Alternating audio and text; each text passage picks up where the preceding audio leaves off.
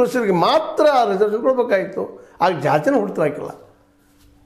ಅವ್ರು ಇಲ್ಲಿ ಮನ್ಯಾಗ ಪ್ರಾಕ್ಟೀಸ್ ಮಾಡೋರು ಏನೋ ಮಾಡೋರು. ಆದ್ರೆ ರೆಕಾರ್ಡ್ದೊಳಗೆ ಜಾತಿ ಇರ್ತಿರಲ್ಲ, ಕಾಲಮ್ ರೆಕಾರ್ಡ್ದಾಗ ಜಾತಿ ಕಾಲಮ್ ಇದ್ದುಕೊಳ್ಳಿ ಜಾತಿ ಸಲ ತಿಕ್ಕಾಡು ಶುರು ಆಗಿಬಿಟ್ಟಿದೆ ಇವತ್ತು. ಜಾತಿ ಧರ್ಮ ಧರ್ಮ ಪಡೋದು ಧರ್ಮವು ಜಾತಿ ಪಡೋದಲ್ಲದು.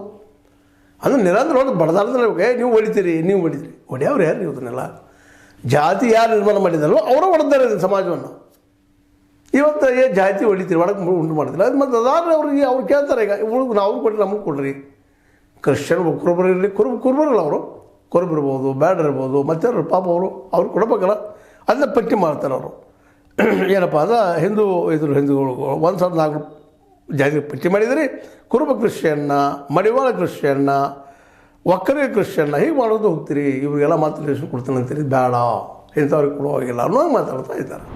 ಕೇವಲ ಹಿಂದೂ ಕುರುಬ, ಹಿಂದೂ ವಿದ್ಯೆ ಅಂತ ಅವ್ರಿಗೆ ಕೊಡ್ರಿ, ಉಳಿದವಂತೆ ಮುಸ್ಲಿಮರಿಗೆ ಕ್ರಿಶ್ಚಿಯನ್ಸ್ ಬೀದವ್ರಿಗೆ ಎಲ್ಲ ಕೊಟ್ಟಿದ್ದೀರಿ, ಅಲ್ಲಿ ಇರಲಿ ಅವ್ರಿಗೆ ಅಂತ ತಕರಾರು ಮೇಲೆ ತಕರಾರು ಅಂದರೆ ಇದು ಆಗದಾಗ ಮುಂದೆ ಹಾಕೋದು ಹೋಗೋದು. ಈಗ ಕಾಂತರಾಜ್ ಅವರಿದ್ರೆ ಹಂಗೆ ಮಾಡಿದರು. ಜಯಪ್ರಕಾಶ್ ಹೆಗಡೆ ಅವರ ನಮ್ಮ ಆ ಒಂದು ಕಾಂತರಾಜ್ ವರದಿಯಲ್ಲಿ ರೆಕ್ಟಿಫೈ ಮಾಡಿದಂಥದ್ದು ಅವ್ರದ್ದು ಹಂಗಾಗಿ ಹೋಗ್ಬಿಡ್ತು. ಈಗ ಬರೋದು ಹಿಂಗಾಗೋದು. ಆ ಸಂದರ್ಭ ಇದೇ ರೀತಿ ಹೋದಪ್ಪ ಅಂತಂದ್ರೆ ರಿಸರ್ವೇಷನ್ ಅನ್ನೋದು ಕೊಡಬಾರದು. ಆದರೆ ಹೇಳೋದು ನಾವು ರಿಸರ್ವೇಷನ್ ನಾವು ವಿರೋಧಿ ಅಲ್ಲ ಅಂತೇಳಿ. ಆದರೆ ಇಲ್ಲಿವರೆಗಿನ RSS ಆಗಿರ್ಬೋದು, ಜನಸಂಘದವರಾಗಿರ್ಬೋದು ವಿರೋಧಿಸಲಿಲ್ಲ. ಆದರೆ ಈ ಮೀಸಲಾತಿ ಬೇಡ ಅಂತ ಪ್ರಬಲವಾಗಿ ವಿರೋಧ ಮಾಡೋದು ಬಂದಂಥವ್ರು ಅವರೇ ಇದೇ ರೀತಿ ಅಷ್ಟಲ್ಲ. ನೀವಂತ ಹೇಳ್ತಾರೆ ನಾವು ವಿರೋಧಿ ಅಲ್ಲರಿ, ನಾವು ತಿರಂಗ ಧ್ವಜದ ವಿರೋಧಿ ಅಲ್ಲ, ರಾಷ್ಟ್ರಭಕ್ತರು ನಾವು ತಮ್ಮ ಹೇಳ್ಕೊಳ್ತಾರೆ.